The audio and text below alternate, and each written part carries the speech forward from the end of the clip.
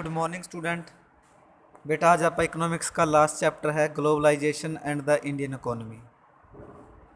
ये अपना इकोनॉमिक्स का लास्ट है, फिफ्थ चैप्टर डिलीटेड है आपके सिलेबस से। तो सबसे पहले क्या है, ग्लोबलाइजेशन के बारे में पढ़ेंगे बेटा, और उसके बाद फिर इंडियन इकोनॉमी के बारे में पढ़ेंगे। भारतीय अर्थव्यवस्था बोला जाता है इसको हिंदी के अंदर, और ग्लोबलाइजेशन को वैश्वीकरण बोलते हैं बेटा। वैश्वीकरण क्या होता है? विश्व को एक करना, विश्व को एक करना। तो सबसे पहले आप इम्पोर्टेंट टर्म्स हैं बेटा, इनको एक एक करके पढ़ेंगे। फिर इसके वेरी शॉर्ट क्वेश्चन है वो देखेंगे बेटा, और फिर शॉर्ट और लॉन्ग पढ़ेंगे। तो सबसे पहले इम्पोर्टेंट टर्म्स में है, पहला ये है ग्लोबलाइजेशन। ग्लोबलाइजेशन को क्या बोलते हैं? वैश्वीकरण। तो वैश्वीकरण क्या होता है बेटा?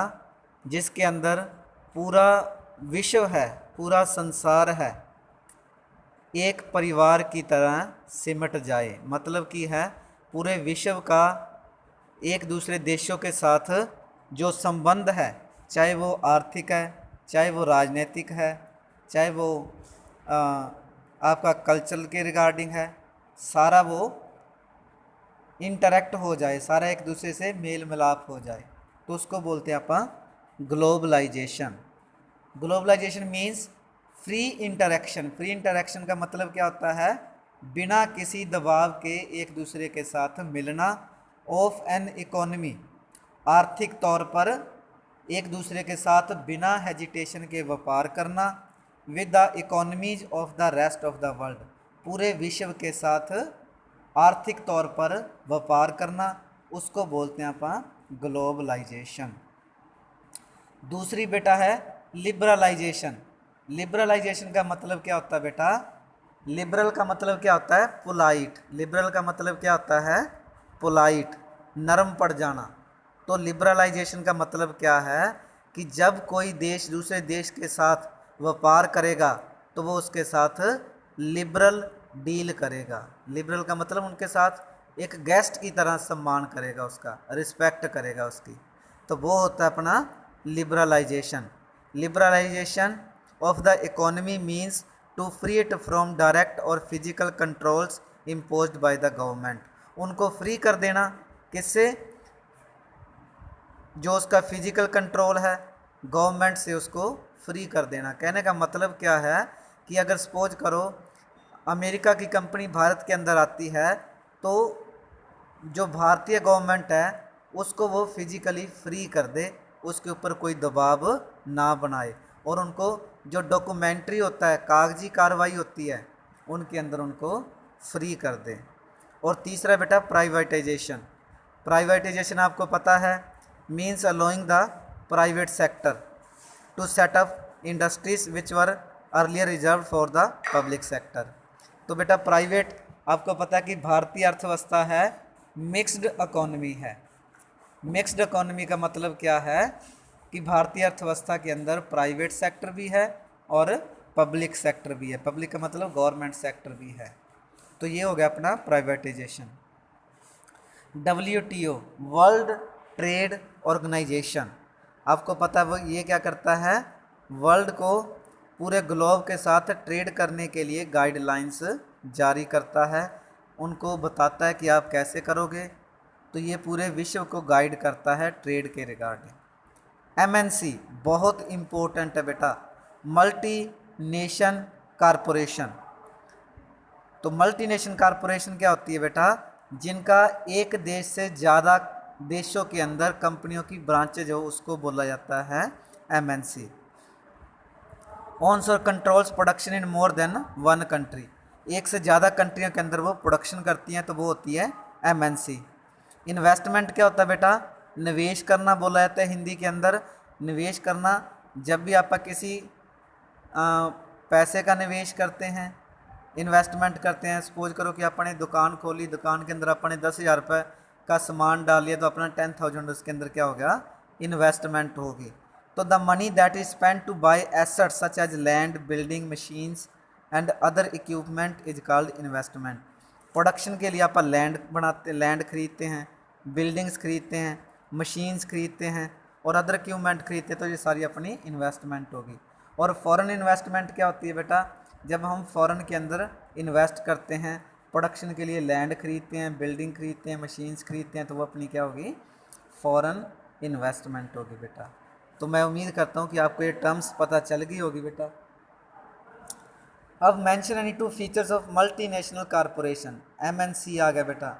आपको पता है कि इसका जो एक तो जो प्रोडक्शन होता है मोर देन वन कंट्री के अंदर होता है, और दूसरा क्या है, ये MNC sells its finished products globally, पूरे विश्व के अंदर ये अपने सामान को बेचती हैं। ठीक है बेटा। State the basic cause which prompts MNC to spread production across the borders. तो लोअर कॉस्ट के अंदर ये करती हैं बेटा, एमएनसी है वो अपने प्रोडक्शन को बढ़ाती हैं अक्रॉस द बॉर्डर, दूसरे देश के अंदर भी, जिससे उनको जो उनकी कीमत है वो कम हो जाए और उनको जो बेनिफिट है वो ज़्यादा हो जाए, मतलब उनका खर्चा कम हो जाए और उनको लाभ ज़्यादा मिल जाए। Why more and more MNC are investing in China, China के अंदर ज़्यादा से ज़्यादा एमएनसी क्यों इन्वेस्ट कर रही हैं?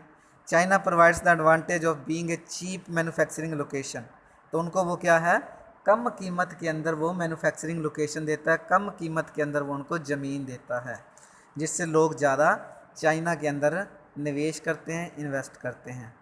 Why MNC are setting their customers care centres in India, India के अंदर एमएनसी अपने कस्टमर केयर सेटिंग कैसे कर रहे हैं?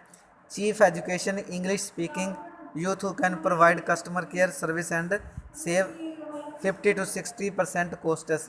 भारत के अंदर आपको पता है एजुकेशन इतनी अच्छी नहीं है, और यहाँ पर जो उनको एम्प्लॉई है वो कम रेट पे मिल जाते हैं, इसलिए वो अपना कस्टमर केयर सेंटर यहाँ पर वो सेट कर रहे हैं, जिससे उनकी कीमत है, कॉस्ट है वो कम हो जाए और उनको लाभ ज़्यादा मिल जाए। इन्वेस्टमेंट क्या, ये मैंने आपको बता ही दिया। फॉरेन इन्वेस्टमेंट में मैंने आपको बता दिया। How is production different in these days are compare to a middle of the 20th century, आजकल का जो प्रोडक्शन है वो 20th सेंचुरी से कैसे अलग है? तो पहले क्या था, 20th सेंचुरी से पहले बेटा ग्लोबलाइजेशन नहीं था, तो जो एक देश के अंदर ही जो कंपनी थी प्रोडक्शन करती थी और उसी देश के अंदर ही उसको बेचती थी। तो आजकल क्या है, ग्लोबलाइजेशन आ गया है, एक कंपनी है वो एक से ज़्यादा देशों के अंदर क्या अपना सामान बेचती हैं, जिससे ये इनके अंदर कंपैरिजन आ गया है बेटा। Which MNC is the largest producer of edible oil in India, तो आपकी कौन सी है उसका नाम बताना है। तो कारगिल है, an American MNC is the largest producer is edible oil in India, Bharat के अंदर ये कारगिल नाम की एमएनसी कंपनी है अमेरिकन, वो सबसे ज़्यादा प्रोडक्शन कर रही है। It became the largest producer of buying park foods, park foods यानी कि वो ख़रीद रही है और उनके अंदर वो अपना सिस्टम सेट कर रही है। Mention two ways through which MNCs expand production, तो वो क्या करती है, पार्टनरशिप करके लोकल कंपनी के साथ, और लोकल कंपनी को ख़रीद कर उसके ऊपर अपना वो अधिकार करके वहाँ प्रोडक्शन करके उनको बेचती हैं। तो बेटा WTO मैंने आपको बता दिया। Globalisation and greater competition among producers both local and foreign producers has been the advantage to consumers justify, तो क्या इससे कंपटीशन उनके अंदर बढ़ेगा, तो अपने को अच्छी क्वालिटी का प्रोडक्ट मिलेगा, उसकी कीमत भी कम मिलेगी। मैंने कहा था कि अगर दो दुकानदार इकट्ठे हैं तो वो आपस में कंपटीशन करेंगे, तो वो अपने को एक तो वैरायटी ज़्यादा देंगे हमें, और कम कीमत के अंदर वो देंगे वो हमें। Two factor responsible globalisation, growth of MNCs और ग्रोथ ऑफ टेक्नोलॉजी। ग्लोबलाइजेशन के लिए कौन से दो फैक्टर रिस्पॉन्सिबल है, एक तो एमएनसी आ गई हैं और दूसरा टेक्नोलॉजी बढ़ गई हैं।